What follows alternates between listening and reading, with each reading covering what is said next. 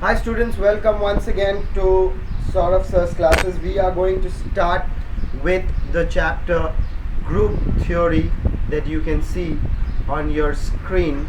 Okay, now in group theory, this chapter, group theory, ring field, and there are many more that we'll be discussing, is that in this chapter comes for your mathematics honors level. Okay, it comes for your mathematics general. BSc, if you're doing BSc math, okay, if you're doing BSc math, so you are going to have this chapter, okay, in modern algebra, and there are many more places you will find this chapter. Okay, so very important chapter. So let us go ahead and start understanding with the first part. What is it trying to say? It is saying that any binary relation star. Now what is the meaning of this star? What is the meaning of this star? This star actually implies either it can be replaced by a plus, or it can be replaced by a negative, or it can be replaced by a multiplication sign, or it can be replaced by a division sign. Okay, so the binary operation star anything will have to be on a non-empty set. Okay, then what is this binary relation? It is a mapping on star such that S cross S tends to S, defined as star, where a comma b, the coordinate that you're going to get in S cross S, comes out as a coordinate form, right? You know the relation a comma b, okay, then c comma d. So you are going to get this S cross S as in a star b and so on, c star c, c star d, and so on. All right, so this is how you're going to get, where a comma b will belong to the set S, for any a comma b belonging to the set S. Let's go ahead and start understanding what this example is trying to tell us. Okay, it's trying to say let plus be a binary operation. So I told you, right, that the binary operation is nothing but plus, minus, multiplication, division. So you can see over here how we have got this as a plus. So let plus be a binary operation. Okay, then on irrational numbers, so how are you going to write irrational numbers? You're going to write it somewhat like this. Okay, irrational numbers are like this. Okay, where from real numbers you remove the rational numbers, you will get irrational numbers. This is called from the real number, real numbers,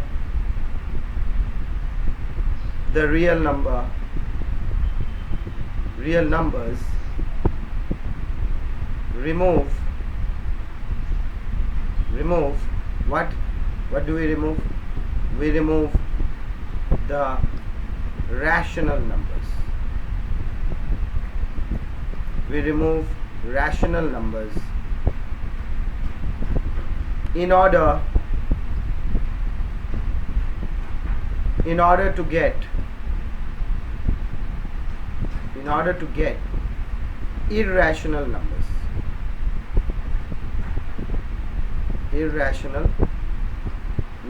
NOS short. Okay, so let plus be a binary operation on irrational numbers. Will the sum of the two irrational numbers be rational or irrational? Let's find out. Students. Let's take two irrational numbers. Let's say 3 plus root 7 and b is equal to minus root 7. Then what is going to give a plus b? That is 3 plus root 7 minus root 7, that is equal to 3. So this belongs to a rational number, right? Now let's move on and see what is going to happen if we are going to use some other values. Let's say if I take a is equal to 3 and b is equal to root 7 minus 3. So if I take that, all right, irrational numbers, let's say I take, say, 3 let's say 3 plus root 7. Suppose if I take that. Alright, then if I do a plus b, then I get 3 plus root 7 plus root 7 minus 3. So these two cancels out. Answer is 2 root 7. So can we say that when there is a binary operation plus and a plus b here and a plus b here, this is belonging to what? This is belonging to a irrational number, r removed from q. Okay, so if we have a binary operation that is given to us here,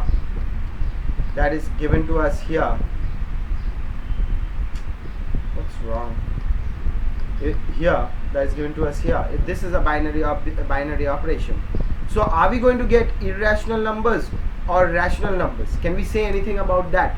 So we cannot say anything about that, because at one part we are getting a rational number and the other we are getting an irrational number, so there is nothing to say about this.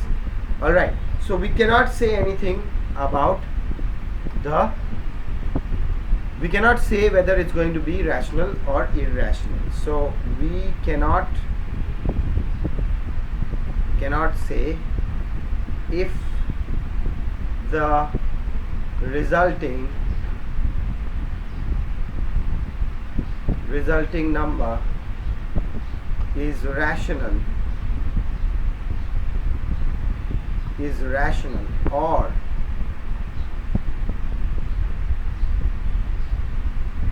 irrational. Alright, very simple, students, very simple. Let's move on to our next part. What does it say? This is the definition of a groupoid. If A is a non-empty set and star is a binary operation on A, then A star is called a groupoid if and only if IFF means what? If and I'm so sorry. Okay. I don't know why do I do such stupid things. If IFF is if and only if A comma B belongs to A, which means that A star B also belongs to A. So you will get a relation as that A star B, okay, and this A star B has to belong to A such that A comma B belongs to the given set A. Is that clear? Okay. Now moving on to our next part. Alright, moving on to our next part. What color should I use? Let's use that color. Okay. Next part is a monoid. What is a monoid, my students, my lovely students? What is a monoid? An algebraic expression G star where G is a non-empty set. Now we are going on to the conventional notation G, where every book has G written. Okay, it's not necessary that one book will have G written. Most of these books are using G as a group. Okay, so what is a monoid? An algebraic expression G star where G is a non-empty set and star is a binary operation on G will be a monoid if it satisfies the following condition. What is the first condition? The first condition is A star B star C is equals to A star B star C. Isn't this looking like an associative property, like A plus B plus C is equal to A plus B plus C for all A comma B comma C belonging to the group G, right? Alright, isn't it? This is looking like somewhat like a distributive. Even in the multiplicative part, if you do, it's still looking like a distributive property where A into B into C is for all A comma B comma C belonging to G, isn't it? Let's see the second part. Look at the second part. In the second part it says there exists. This is called there exists. There exists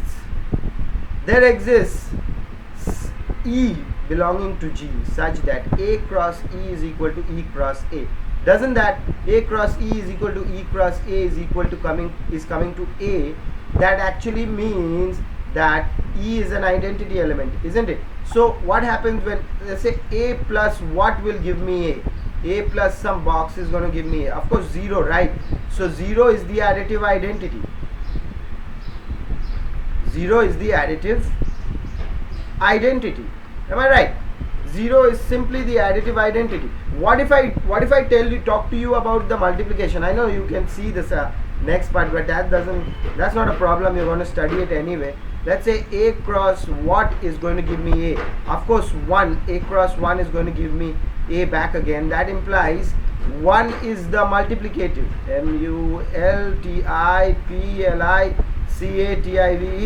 multiplicative multiplicative identity. That is a dentity. Okay, is the multiplicative identity. So similarly, if star is the operation, if we are talking about the operation star and star here, then E becomes the identity. Whether multiplicative, whether additive, we don't know, because the group can be of addition also, the group can be of multiplication. Like suppose if I tell you a group of like this, Z plus, this is a group of Z plus, means plus with integers. Okay, addition, group of addition or with integer. All right, so moving on to our next part, that is the fourth part, students. Okay, in this part let's do with lava color. That's nice. The lava one is very, very nice. Please don't mind about the banging going on, okay, because these people are doing some work over here, some construction workers working very hard to live on a living. So I believe they also have a life to live, and I think that they should continue with what they're doing. What you need to concentrate is on my words and the thing that I'm going to do for you, or the thing that I'm already doing for you. So let's use the lava, beautiful lava color. It says the group. All right, what is a group? An algebraic expression G star, where G is a non-empty set and star is a binary operation on G, then G star is said to be a group if and only if it satisfies the following conditions. The first condition is what? A star B star C is equals to. So similarly, so it does look like the same type that I was telling you just now.